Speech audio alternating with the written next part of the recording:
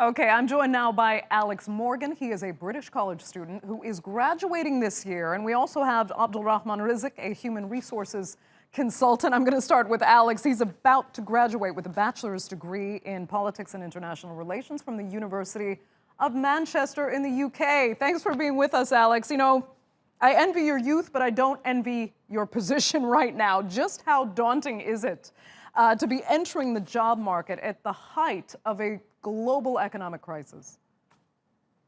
I mean, I don't even know where to begin. As you said, like it's the whole experience, to be fair, with the whole COVID-19 situation towards the end of my degree has actually just been massively caused a great deal of anxiousness amongst myself, but also my friends. I mean, while we were studying, we were kind of unable to be sure what our futures were like. And in the past couple of months now, we've started to see increased cancellations of placements, whether that's just to gain like internships or experience, and that also includes like for graduate jobs for employers. There's been a huge reduction of vacancies and those sorts of roles. So it is massively concerning because obviously we've worked so hard for the past 3 years and obviously entered into higher education for many different reasons. But obviously a big part of it is to, find well-paying jobs in the workforce afterwards, and it now just seems that we've basically be left with nothing. Right. Let me ask Abdelrahman here. I mean, from a hiring perspective, just how bad is it for students like Alex right now? I mean, it's always been a challenge. Let's remember that. I mean, I remember, struggling when I graduated from college, but I didn't join a workforce during a pandemic with record unemployment.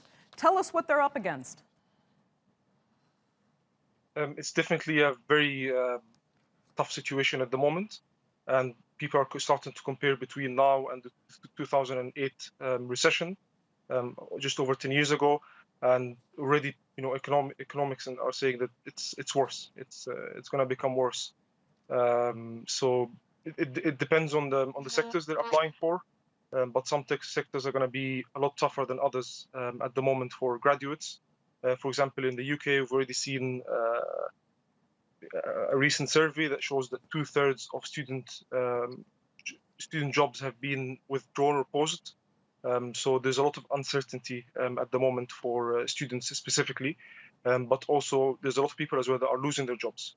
Again, there are people are foreseeing that in Europe there's going to be 12 million jobs lost, Right. full-time jobs lost in 2020 already. So we're not Okay. talking about coming into the market, but we're talking about current jobs. Alex, I'm sure that sounds really encouraging, does it not? I'm joking. I've got to ask though something, Abdelrahman, just with you. I mean, is there any good news out there? Are there any sectors, when we look at companies like Amazon, for example, that, they've watched their financial figures just boom over this period of time. Are there any industries that are actually hiring right now that might provide opportunities that hadn't been there before? Definitely, I think the medical industry, the IT industry. There's some discussion about the IT industry as well. They are looking to hire more, depending on where you're going to be working. So there are some industries that are going to be hiring more.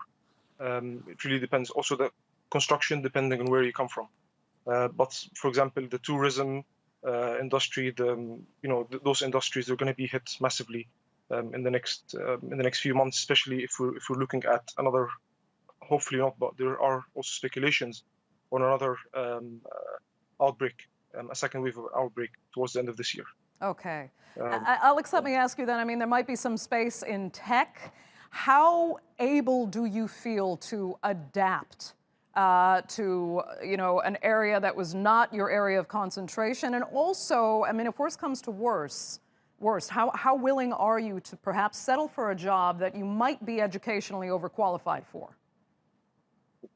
I mean, so the points that we've just been talking about now with the industries that are actually hiring, that is actually something that has been a massive concern for me because obviously, as mentioned, I studied politics and international relations. So the tech sector, although there is obviously always jobs available in all sorts of sectors from people of different backgrounds, it is obviously, though, a sector that, or healthcare, that people like myself are probably less likely to want to actually enter into doing.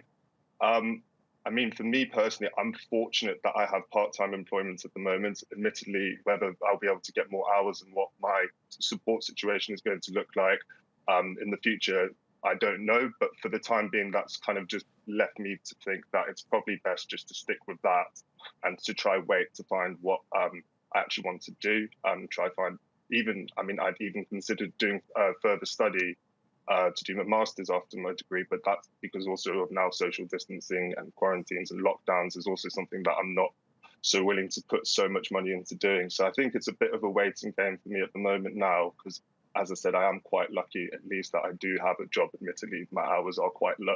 You are lucky, and also in the sense that you're in a country where healthcare will still be provided, whether you have a job or not. I mean, that's a huge burden off your shoulders. You don't need the kinds of benefits that students in the United States would desperately need upon graduation. But I want to bring up something else. I mean, the United States, for example, has the most cost-prohibitive higher education system on the planet, basically.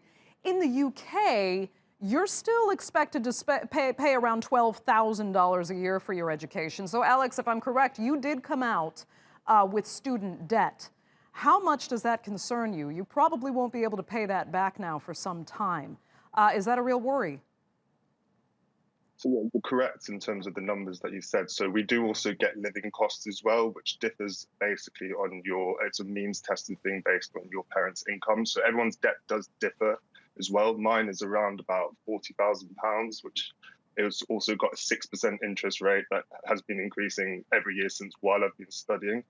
But unlike the US, although the interest and the cost of fees, in my opinion, is still extremely harsh compared to higher education sectors in other European countries in particular, we are fortunate that essentially that the payment back of this loan is based on a deduction of your wage from when you're earning over £25,000, and then it's a percentage essentially, and it's incremental. So you also have it removed after 30 years. Now, I would obviously like to think that I would be able to pay back that money in 30 years, but I mean, the reality is also in the UK, most students actually don't pay back their student loans fully. So to be fair, like I'm actually quite content with that. Okay. It's not, I would say I'm more Yeah. probably concerned about employment and my future prospects. The loan, I mean, it's just, Right. it is a frustration for us, but we just have to accept it. I mean, Abdelrahman, if you can speak a little bit to the situation in the United States. We're talking about the world's biggest economy here, and now you're going to have college students coming out with qualifications, but they'll be upwards of $50,000 to $100,000 in debt, some of them. Will employers understand that they are particularly desperate to get jobs? Do you worry that they might undercut their skills because they know there is far more supply than demand? I mean, far more demand than supply. Yeah, it's a very tough situation for both the graduates and employers as well, because also employers are looking at the revenue and financial situation.